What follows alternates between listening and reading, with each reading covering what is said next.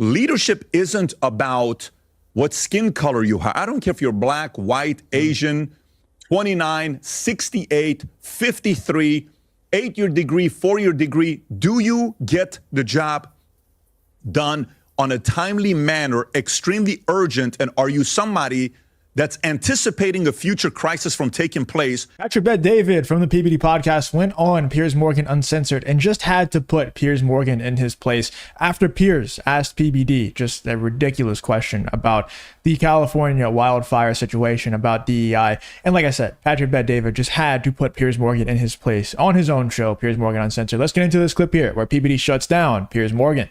Because you have access to those resources, but unfortunately, he's just not using it. You tweeted on January 9th, fire every one of these overpaid DEI hires ASAP.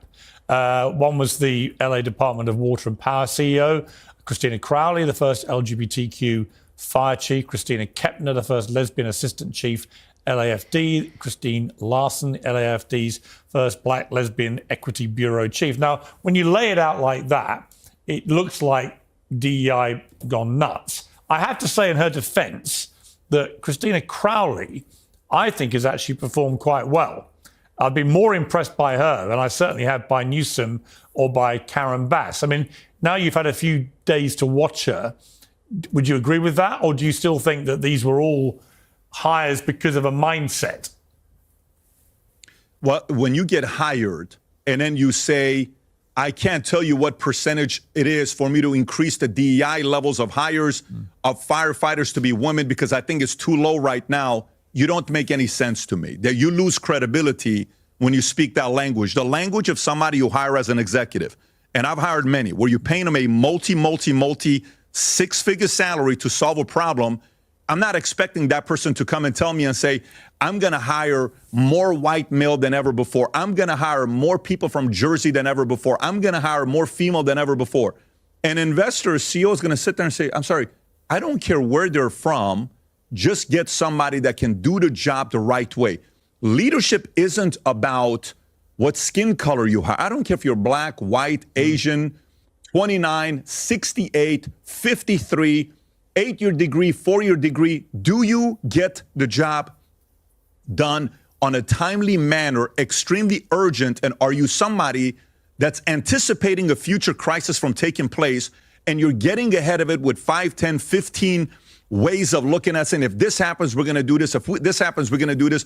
We have this ready for this. We're using these resources for this. We're producing these cameras because out of the last 200 fires that were started, 68% of them were started here. So we're spending $800 million of putting camera in these areas to see the movements of the fire getting started, to be able to prompt and give us an alert. Give me some of those things as a problem solver.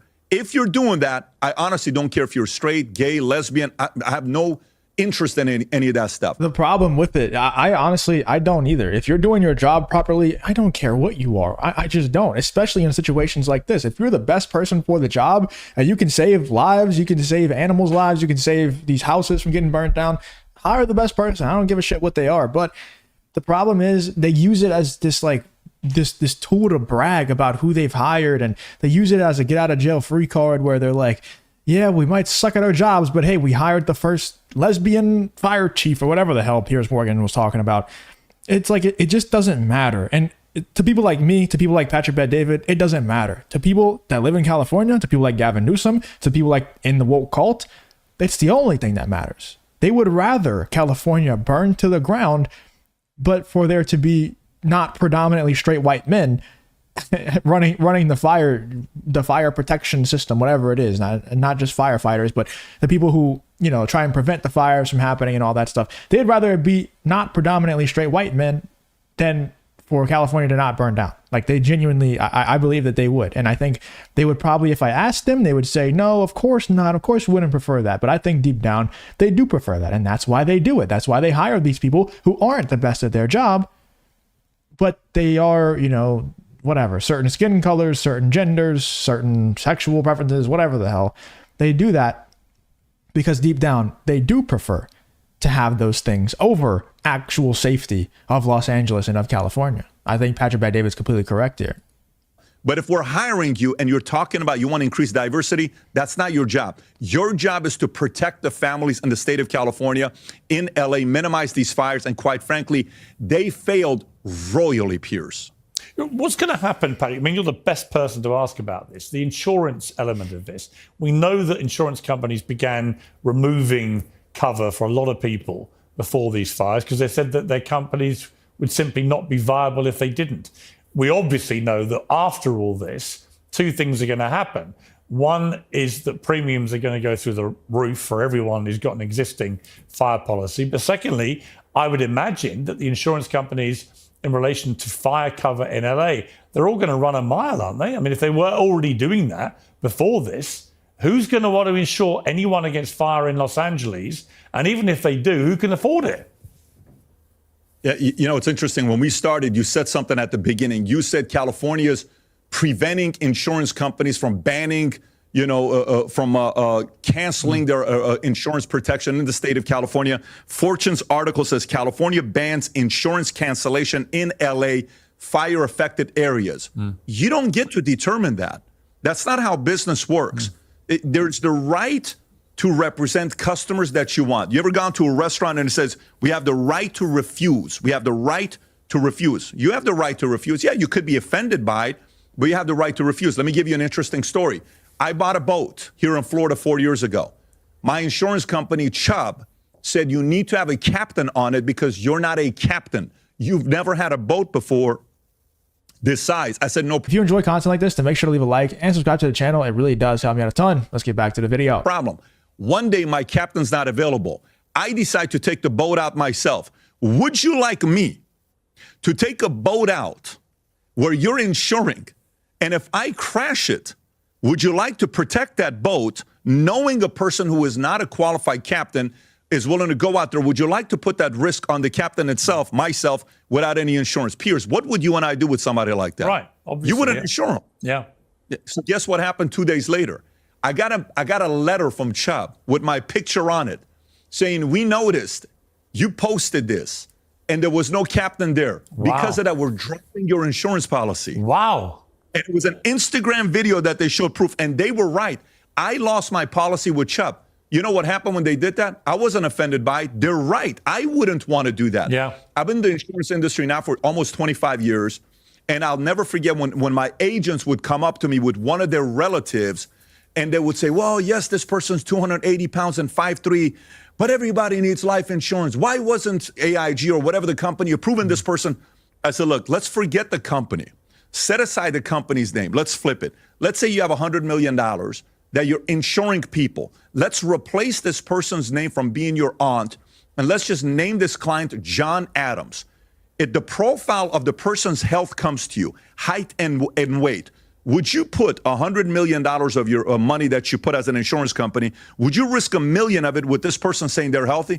Absolutely not. Why would you expect an insurance company to do that? That totally makes sense. We got everybody to be thinking about like underwriters. They're thinking like business people.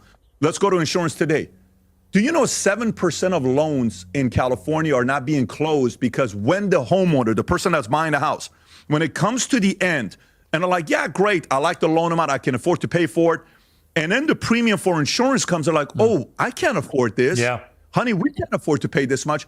They're canceling it. Yes, Yeah, why the hell does anyone live in California? I don't get it. Like, everything that Patrick Bet-David's breaking down, I already knew it was a crappy place to live. And the other video that I posted today, I don't know if it'll be before this one or after this one, is also me shitting all over California. I don't know why anybody lives in California or New York. It doesn't make any sense to me. But what Patrick Bet-David's here is saying is making it even less appealing. Like, not only do you have really high crime rate, really high cost of living for housing and groceries and gas and all of that stuff, not only do you have horrible leadership, horrible culture, if you're not extremely woke and a blue-haired, septum-piercing liberal, it's a horrible place to live. But then also, what PBD is saying here is another thing to really add on. A very big and important thing is that insurance costs have to be extremely high, especially after this, dude. Imagine being an insurance company and seeing all this happen, all these insured homes get burned down.